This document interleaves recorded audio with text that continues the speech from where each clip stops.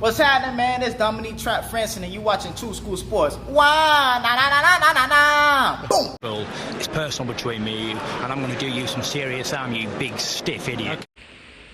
The Untouchable True School Sports Empire proudly presents something the boxing game's been missing. Hey, what's going on? It's your boy BT, and I came here to talk some boxing with the thousands of True School Sports subscribers. Now, this Saturday, we're going to have a live fight reaction for Jose Pedraza and Richard Comey. And on that undercard, you're going to have, a guy that I affectionately call the last American heavyweight hope. Because truthfully, we got, for as far as the American heavyweight landscape is concerned, we have fuck all to be excited about as Americans who support the heavyweight division. So Jared Anderson is all we got.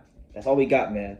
But Jared Anderson, he's fighting on the undercard of this card Saturday. And it's going to be his first fight in 8 months. He's coming off of an 8-month layoff. He's coming off of a hand injury. So he's looking to build some momentum back up. And not just that, more than just building some momentum up, he's more so looking to,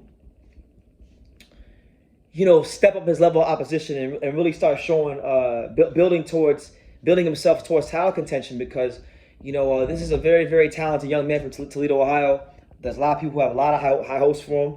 And he's got the right people behind him at top rank to guide him to where they hope for him to be. This is a guy that sparred Tyson Fury, and Tyson Fury pretty much proclaimed that this is the next heavyweight champion of the world, which for me personally, I still have questions about Big Baby Anderson, but I like him. And Bob Arum was speaking about the kind of fights that you could expect from Jared Anderson next year when he decides to step up in class. And here's what he said.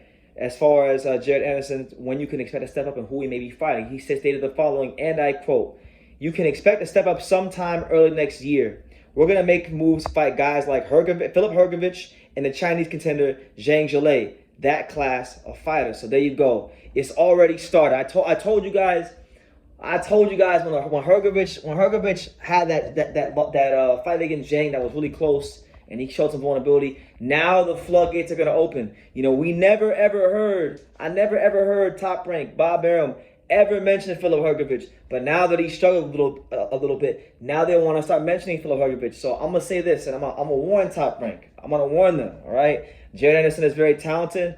He definitely, I think, could beat a guy like Hrgovic and a lot of guys because he got that kind of talent.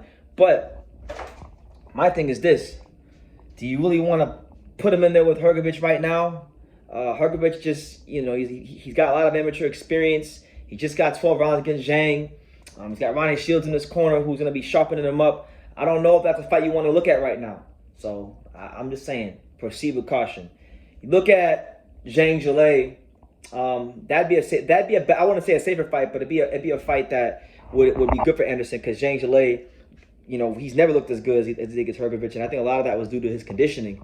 So I like that fight for Anderson because Zhang Zhilei, not the fastest guy, but very strong, very dangerous, and he'll come to win. And that's kind of like what he needs. Anderson needs a guy who's durable, who he could beat, but is going to come to win, And I think Zhang Zhilei being a southpaw as well would be a good fight for him. So, that's what they're looking at. They're looking at Hrgovic. They're looking at Zhang. And as far as Arum talking about him, what he said about Jared Anderson was that he thinks he's an amazing. He said, I quote, "I think he's an amazing talent. Obviously, the injury was a hiccup, but it happens. Athletes are susceptible to being injured, but now he's good to go. And now he pick up. We're going to keep him extra busy to make up for the times he couldn't fight." And that's what it was. So, yeah, Jared Anderson, you can see him this weekend on the Comey versus Pedraza undercard. And, yeah, it's going to be, interesting to see. This video may come out before or after this fight on the card, because he didn't win this fight. They put him in there with the guys in a beat. But, it's going to be interesting to see what kind of caliber of opponent he fights next year. Because I do think he is due for a step up. Personally, I think the Hrgovic fight is way too much of a step up right now. I mean, just being honest, Jared Anderson isn't even that far removed from fighting cruiserweights like Johnny Langston and going rounds with him. And now you want to put him in there with a 6'7" guy, seasoned guy like Hrgovic. I don't think it's a good idea. And honestly, I don't even think it's realistic because Hrgovic is the IBF mandatory now. So let me see. Is Jared Anderson even in the IBF rankings? Like Jared Anderson's not even ranked in the IBF. So that fight. So honestly, what I think Bob is doing and he succeeded. So congratulations to him. I think Bob is just trying to attach his name to Hrgovic because that fight's unrealistic. Cal Soderlund is not going to put Hrgovic in the ring with Zhang, not with Big Baby Anderson, because number one, it doesn't make sense, and number two, Hrgovic just became the IBF mandatory, so they're gonna wait and wait for a bigger fight to come in or get a title shot. So I think if I'm top rank, I would like to see the fight they need to make for Big Baby Anderson. I'm gonna tell you guys the fight they need to make. If you're looking at a step-up fight, a real legitimate step-up fight where you want to know what Jared Anderson can do, I think the best fight you can make is him versus Stephan Shaw. Stephan Shaw would be a great opponent because Stephan Shaw is a guy who's undefeated. He's never lost. Really good boxer. He's 29 years old, so he's not an old guy. He's gonna come to win. He doesn't have the biggest punching power in the world, but he's got respectable pop and can put them together. He can box really well. He can move really well. He's a solid top 25, 30 caliber heavyweight. A guy that's definitely good enough to beat a guy like Big Baby Anderson if Big Baby Anderson isn't as good as advertised and if he's not on his P's and Q's. If Stephan Shaw can come in shape, I believe he can give Jared Anderson some problems. So that, to me, if we're looking at step-ups, I think Hrgovic is very unrealistic. Just based on the landscape of the division, it's very unrealistic. Zhang, that might be more makeable because I believe Zhang is he might be a Pro Box Promotions, I think, but don't quote me on that one. So I think that's more realistic. Plus, Zhang, if they're willing to pay the money, I know Bob has a lot of connections in China, so maybe they can make something happen for that fight. But the fight they need to be looking at, truthfully for me, is a fight between him and Stephan Shaw, because Stephan Shaw has been on top rank cards. Stephan Shaw is an undefeated heavyweight. Stephan Shaw is like a top 30 caliber heavyweight. And Stephan Shaw, I think if Jared Anderson isn't as good as advertised, Jared Anderson will be in big trouble if he fights Stephan Shaw.